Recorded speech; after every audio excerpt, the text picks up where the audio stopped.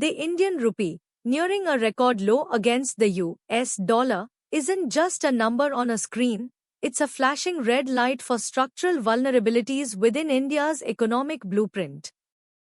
What we are witnessing is a fundamental struggle for a nation heavily reliant on imported energy, particularly crude oil. The recent surge in global crude prices has directly amplified this inherent challenge, putting immense pressure on India's trade balance and fueling domestic inflation fears. This matters because it exposes India's economic Achilles heel, forcing a reassessment of its resilience in a volatile global commodity market. But that is only part of the story. The immediate financial implication of this pressure is clear. A depreciating rupee makes all imports more expensive, significantly widening India's current account deficit. Think of it like a household budget. If your essential purchases suddenly cost more, your savings dwindle, and your overall financial health deteriorates. The rupee's trajectory, now hovering around critical support levels, reflects this intensified demand for US dollars from importers and foreign portfolio outflows.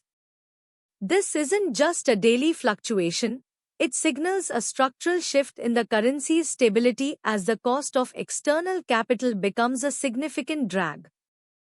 That's where things get interesting, because the Reserve Bank of India, or RBI, isn't sitting idly by.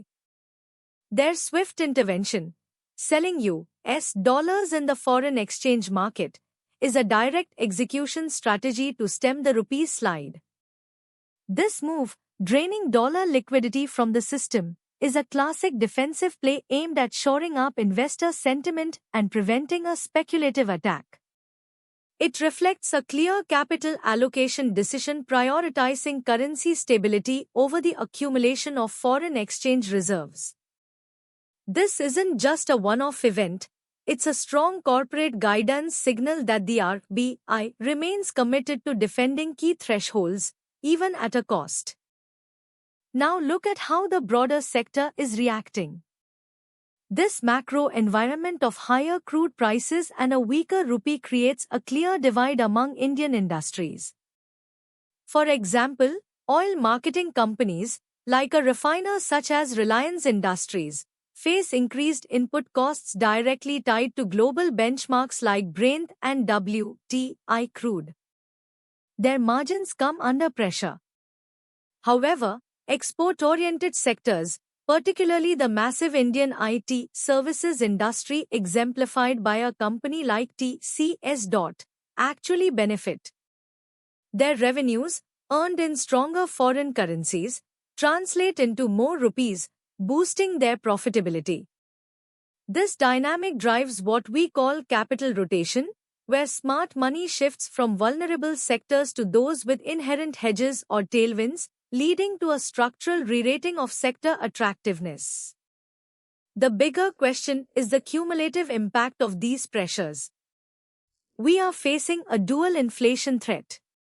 First, there's imported inflation, a direct consequence of higher crude prices and a weaker rupee making energy and other essential imports more expensive. Second, domestic cost push factors are at play. This scenario significantly raises the risk of further interest rate hikes from the RBI, which, while aimed at taming inflation, can slow economic growth. There's also the systemic headwind of potential capital flight, investors moving money out of India seeking higher yields or safer assets elsewhere. This liquidity shift could further weaken the rupee and create a cycle of risk repricing across Indian equities, impacting the S&P BSE Sensex and Nifty 50 significantly. Despite these immediate headwinds, the multi-year thesis for India remains compelling for sophisticated investors. We are seeing a valuation reassessment, where short-term volatility creates potential entry points for long-term structural momentum plays. India's robust domestic demand, young demographic dividend, and ongoing infrastructure push provide significant forward earnings visibility, insulating the economy somewhat from global shocks. This isn't about ignoring the risks, but understanding that cyclical downturns often mask secular growth trajectories. The market appears to be pricing in a degree of resilience, betting on India's underlying growth story to eventually overcome these temporary pressures. That leads us to a bigger question regarding terminal risk and future policy. How will India navigate a world of continued commodity volatility, especially with OPEC plus decisions impacting crude supply? The government's strategic focus on renewable energy, domestic manufacturing, and export promotion acts as a crucial policy tailwind, aiming to reduce external dependencies over time. This ongoing effort to diversify and build self-reliance offers a degree of asset insulation against future shocks. Investors should watch for continued reforms and infrastructure spending, as these will be key indicators of India's ability to build lasting relative strength and achieve sustained demand recovery. So, what's the takeaway for sophisticated investors? India presents a compelling, yet complex, investment landscape.